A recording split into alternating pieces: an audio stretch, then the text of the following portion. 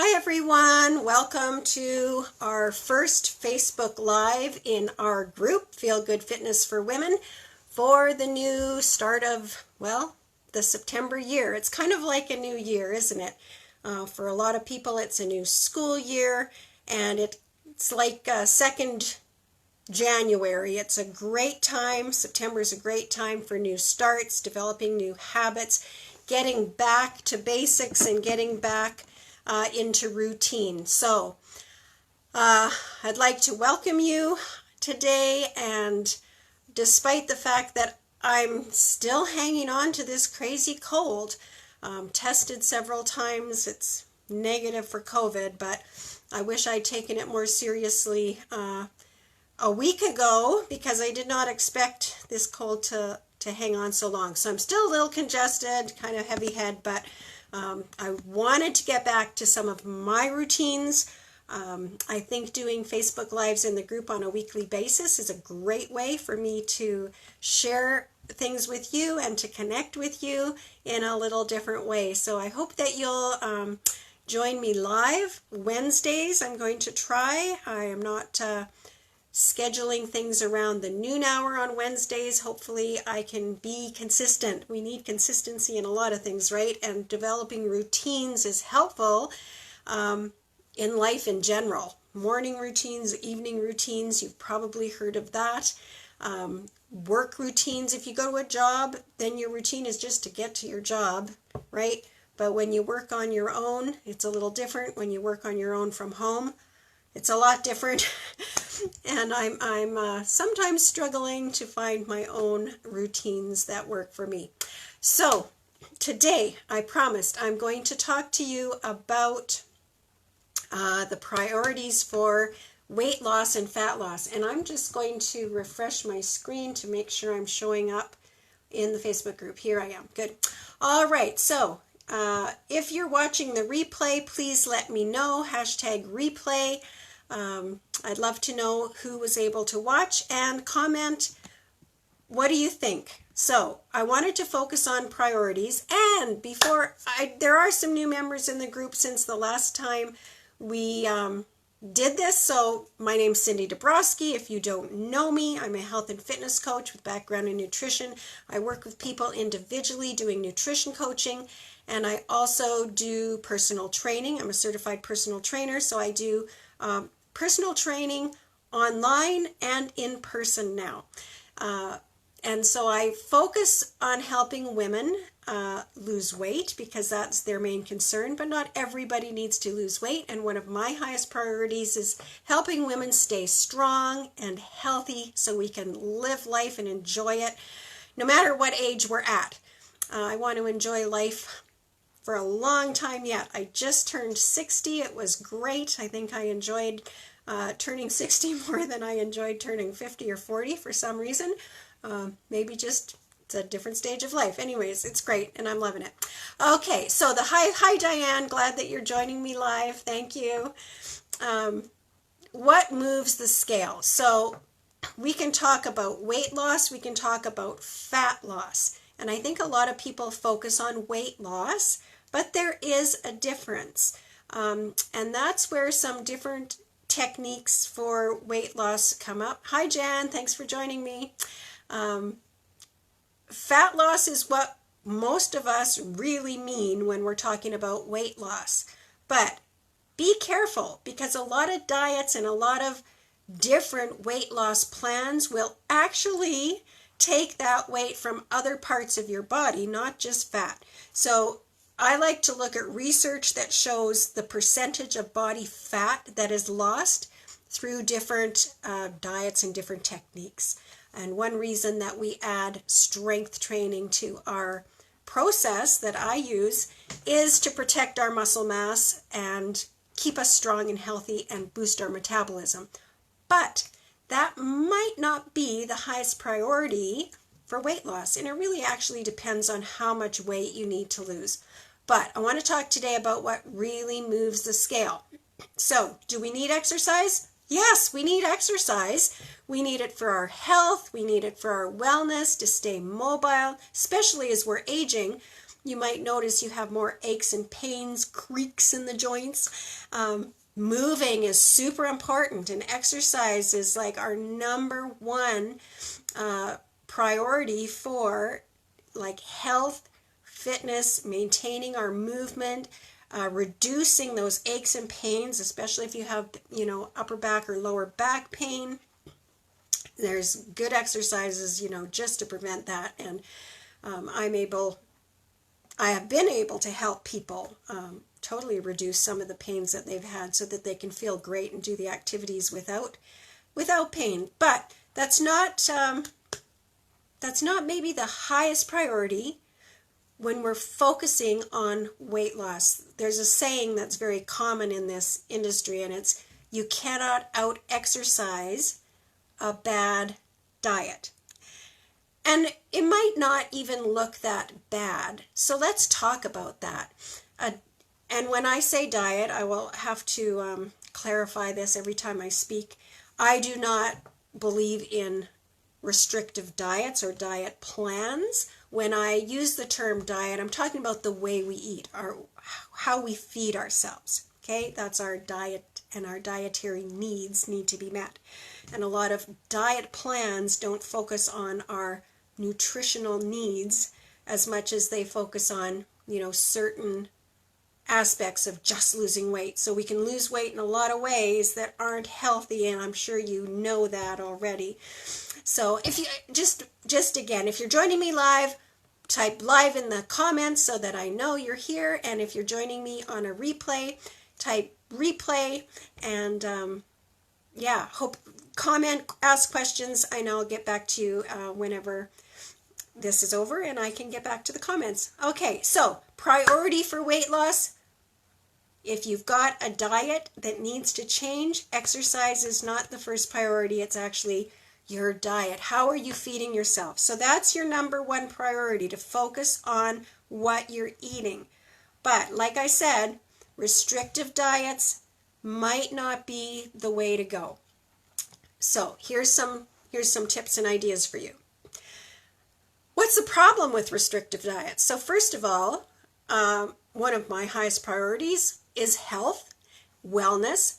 We want our bodies to function optimally so that our hormones are balanced and working properly. So our metabolism is functioning. To metabolize, metabolism is a big word and it's sometimes confusing, but it's pretty much everything your body does. We metabolize fats, we metabolize carbohydrates, proteins. It's just like breaking them down, everything our body does to produce and use energy. So we want all those processes to function well. We want good gut health and bowel movements. All those things are super important to having proper fat loss and to maintain our weight when we aren't in our fat loss mode anymore.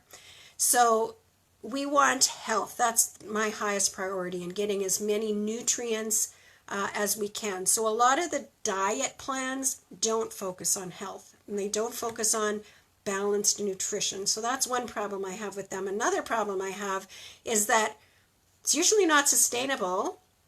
It's kind of a short-term program, a quick fix, short-term goal, and then people go back to eating the way they did before and gradually gain all the weight back. So what's the point of that? It's actually counterproductive, because when you lose weight, especially in a less than healthy way, and then you gain it back, you're really kind of ruining your body's metabolism and the way it wants to process and function. So it makes it harder and harder to actually lose the weight the next time. So people who have been on diet after diet after diet get to a point where they don't seem to be able to lose weight with anything they try anymore. They might have kind of need a reset in their metabolism and a different way of doing things, because the diets are no longer working. Besides it being not healthy and being just a quick fix that's not sustainable, it doesn't teach us good, healthy ways of living and eating. A lot of restrictive diets That's not the way we eat. We can do it for a little while. We can do it to lose weight. And sometimes, if you're on a plan that accounts for that, that's fine, as long as you have a plan for after the diet to get you kind of back on track to teaching you how to eat to maintain your weight, right? That's the main thing. And to me, a slow weight loss is way better than a quick weight loss that you're just going to rebound. And I'm sure you'd agree with that. Like, who wants to gain back the weight after they lose it? We're not in this just to lose weight and gain it back. We want to maintain our weight loss. So the highest priority is going to be focusing on a healthy diet. And the best way to do that is to think about how would a person who is already at my goal weight, who is already the healthy, fit person that I want to be, how would they be eating? What habits have they developed already, right? So then we can shape how we change our habits to where we want to be. And most people aren't living in a restricted diet mode for the rest of their life. We have to think about calories in, calories out. So I want to talk about this a little bit. A lot of people will say it's all about your calories. You have to have consuming less calories than you expend. And then you'll hear the other side that says it's more than that, that's more complicated. It's not just calories in, calories out. So let me explain. So when we talk about calories in, calories out, we do need to have that balance. So our body will function, maintain weight when the calories coming into our body equal the calories that are being expended by the body. That's weight maintenance. So if you decrease the calories coming in, you're going to be in a calorie deficit. If you increase the calories going out, you're going to be in a calorie deficit. It's easier to decrease the calories coming in for most people. Most people are eating more calories than they need to, and it's easier to cut back 500 calories a day than to expend 500 more calories a day. Ideally, we're doing a little bit of both for our health and our weight loss. But there are some people who are already eating 1,200 calories a day or less. That's pretty low, and so I wouldn't recommend eating less calories if you're already at 1,200 calories or less. And the only way you know that is if you're tracking it very accurately in an app that tells you how many calories. But calories in, calories out is important. But it's more than just what we're eating to what we're expending in exercise. There's a lot more involved in that. So what goes into our calories? We all know we have a basal metabolic rate, and that is the metabolism, the amount of energy expended just keeping us alive. So if you were laying on the couch all day and sleeping all night, your body is using the majority of the calories you burn just to keep you alive, just to keep all your organs functioning, your heart beating, your lungs pumping, your thyroid working. Like, there's lots going on in your body. And the majority of our energy is spent through basal metabolic rate.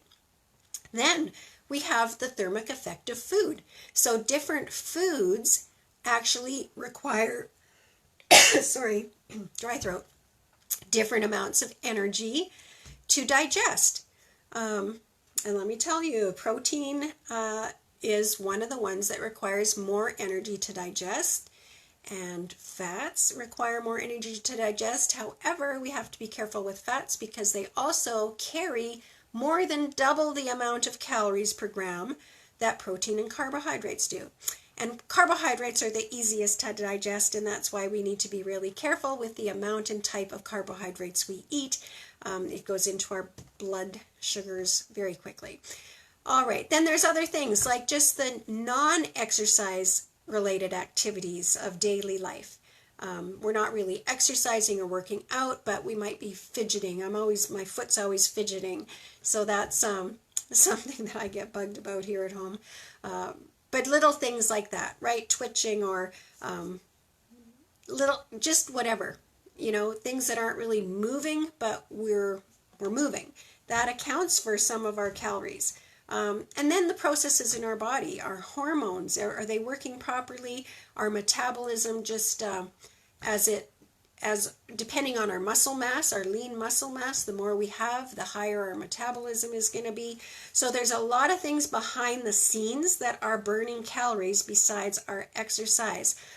And even when we eat food, we're not consuming all of the food. We have waste product. So when we look at our calorie charts, it does account for, sometimes it does account for what percentage of the food our body typically digests, but that's never for sure because we don't know how well our gut is working, and if we're passing things through quickly or slowly.